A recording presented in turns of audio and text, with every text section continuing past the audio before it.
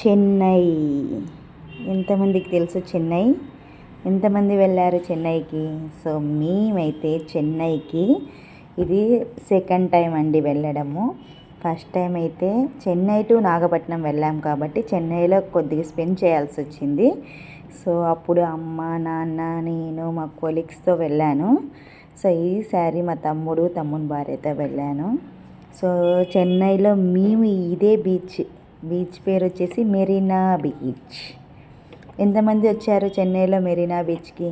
So మేమైతే ఇది second time రావడము, ఇదే బీచ్కి, ఇదే ప్లేస్లో, ఇదే దగ్గర రావడము. ఇక్కడైతే సీ ఫుడ్ అయితే చాలా బాగుంటుందంట.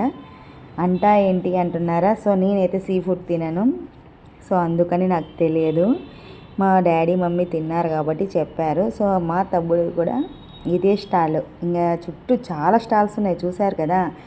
అన్ని చోట్ల మనకి సీ ఫుడ్డే ఎక్కువగా దొరుకుతుంది.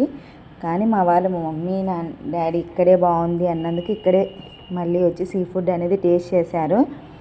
అక్కడ ఎన్ని రకాలైతే ఉన్నాయో చేపలు అన్ని రకాలు ట్రై చేశారు. ఒక్కొక్కటిగా ముగ్గురు షేర్ చేసుకున్నారు. సో చాలా బాగుందని చెప్పారు. ఏది వదలకుండా కుమ్మేశారు. సీ ఫుడ్ మా వారైతే అన్నీ తింటారు, మా తమ్ముని భార్య వాళ్ళు కూడా. సో అంత దూరం వచ్చి సముద్రపు చేప తినకపోతే బాగుండదు కదా.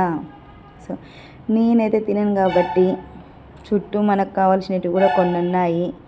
అదో చిప్స్, బజ్జీలు, వాటితో అడ్జస్ట్ అయిపోయా. నేనైతే ఫుల్ టైర్డ్ అయిపోయినాం. 4 days జర్నీ కార్లో, చాలా టైర్డ్ అయిపోయినా. ఫేసే చేంజ్ అయిపోయింది కదా అస్సలు నాది. సో మేమైతే అల్లరిగా సరదాగా అన్ని చోట్ల ఎంజాయ్ చేస్తూ వెళ్ళిపోయాము.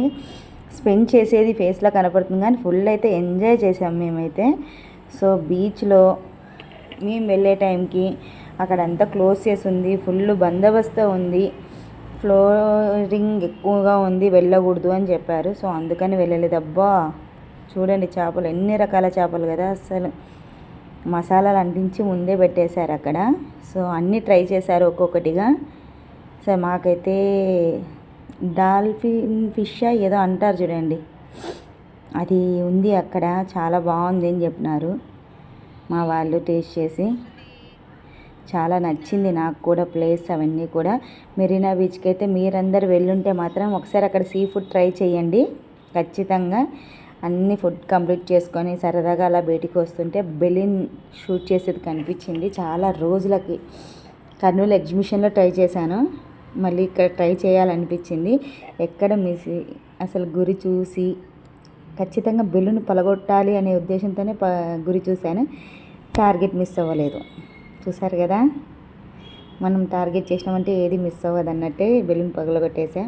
మా బిట్టుగాడు కూడా గట్టి ప్రయత్నం చేశాడు కానీ పాపం మిస్ అయిపోయాడు.